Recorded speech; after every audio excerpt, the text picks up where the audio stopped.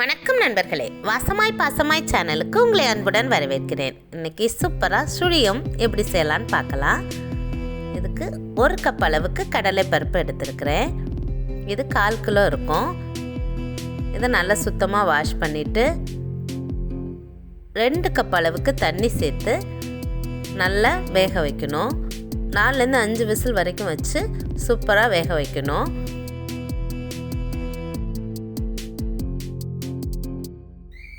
ஒரு 300 கிராம் அளவுக்கு வெல்லம் எடுத்துருக்கிறேன். இதில் கொஞ்சமாக ஒரு 1/2 கப் அளவுக்கு தண்ணி சேர்த்து நல்லா பாகு பண்ணி நம்ம எடுத்துக்கலாம். ரொம்ப தண்ணி சேர்க்க வேணாம். 1/2 கப் அளவுக்கு தண்ணி சேர்த்து நல்லா இது போல் எல்லாமே கரைஞ்சி வந்தால் போதும். எந்த விதமான பாகு பதமும் இதுக்கு பார்க்க வேண்டிய அவசியமே இல்லை. நம்ம யாருனாலுமே பிகினர்ஸ் கூட டக்குன்னு இதை செஞ்சிடலாம். ப்ரெஷர் நல்லா ரிலீஸ் ஆனதுக்கப்புறமா ஓப்பன் பண்ணி பார்த்துட்டோம்னா சூப்பராக கடலைப்பருப்பு நமக்கு வெந்து கிடச்சிருக்கு. தண்ணி எதுவும் இல்லாமல் பாருங்கள், இப்படி ப்ரெஸ் பண்ணி பார்க்கும்போது இது போல் நல்லா வெந்துட்டுருக்கணும். ஆனால் பருப்பு குழஞ்சிராமவும் இருக்கணும். இது போல் நல்லா வெந்தும் இருக்கணும். இப்போ நல்லா இதை நல்லா மசிச்சு விட்டாச்சு. காய்ச்சி வச்சுருக்கக்கூடிய பாகை இதில் சேர்த்துடலாம். வெள்ளைப்பாகை கொஞ்சம் கொஞ்சமாக கூட நீங்கள் சேர்த்து இனிப்பு எந்த அளவுக்கு தேவையோ நம்ம சேர்த்துக்கலாம். 1/4 கிலோ கடலைப்பருப்புக்கு 300லேருந்து 350 கிராம் வெல்லம் கரெக்டாக இருக்கும். கொஞ்சம் கூட ஜாஸ்தியாக உங்களுக்கு இனிப்பு வேணும்னா நீங்கள் ஜாஸ்தியாக கூட சேர்த்துக்கலாம். அவ்வளோதான். இதை சேர்த்துட்டு நல்லா மிக்ஸ் பண்ணி விடணும். இப்போது ஸ்டவ்வை நம்ம ஆன் பண்ணிடலாம். வெள்ளைப்பாக சேர்த்ததுக்கப்புறமா ஸ்டவ்வை ஆன் பண்ணிவிட்டு நல்லா மிக்ஸ் பண்ணி விட்டுட்டே இருக்கணும். வெல்லம் சேர்த்ததுக்கப்புறமா கடலைப்பருப்பு மசிக்காமல் அதுக்கு முன்னாடியே நல்லா மசிச்சு வச்சுக்கணும். இப்போது 1 கப் அளவுக்கு தேங்காய் துருவல் சேர்த்துருக்குறேன். நீங்கள் இதில் முந்திரி திராட்சைன்ட்டு எதுனாலுமே சேர்த்துக்கலாம். தேங்காவை குட்டி குட்டியாக கட் பண்ணி கூட நீங்கள் சேர்த்துக்கலாம். நான் தேங்காய் துருவல் சேர்த்துருக்குறேன்.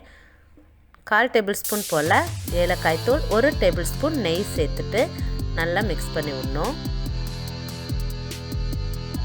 வெல்லம் சேர்த்து இது போல் நம்ம மிக்ஸ் பண்ணும்போது கொஞ்சம் லிக்விட் ஃபார்மில் தான் வரும். ஒரு 10 நிமிஷத்துக்கு அப்புறம் பார்த்திங்கன்னா இது போல் நல்லா மிக்ஸ் ஆகி திக்கான கன்சிஸ்டன்சியில் கிடைக்கும்.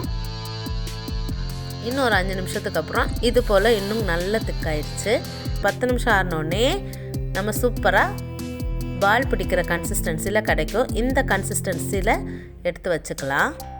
இப்போ இன்னொரு பவுலில் 1 கப் அளவுக்கு மைதா மாவு, 1/2 கப் அளவுக்கு அரிசி மாவு எடுத்துட்டு கொஞ்சம் கொஞ்சமாக தண்ணி சேர்த்து ஒரு திக்கான பேட்டர் நம்ம ரெடி பண்ணணும்.